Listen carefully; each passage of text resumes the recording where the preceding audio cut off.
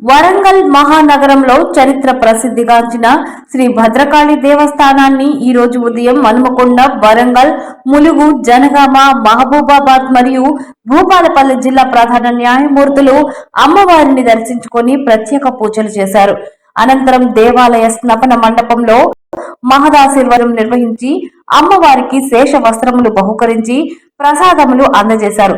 అనంతరం దేవాదాయ శాఖ కమిషనర్ గా అదనపు బాధ్యతలు స్వీకరించిన శ్రీమతి రామల సునీతని, దేవాలయ చైర్మన్ డాక్టర్ శివసుబ్రహ్మణ్యం, ధర్మకర్తలు శ్రీయుతుల శ్రీ తులుపునూరి వీరన్న, శ్రీ గాదె శ్రవణ్ కుమార్ రెడ్డి, శ్రీ ఓరుగంటి పూర్ణచందర్, శ్రీమతి మోతుకూరి మయూరి రామేశ్వరరావు, శ్రీమతి నార్ల సుగుణ, శ్రీ అనంతుల శ్రీనివాస్, శ్రీ బింగి సతీష్, శ్రీ అనంతుల శ్రీనివాస్, అర్చకులు శ్రీ భద్రకాళి శేషులు పుష్పగుచ్చాలు అందజేసి దుస్సాలువలతో సత్కరించి మెమొంటాలను అందజేశారు.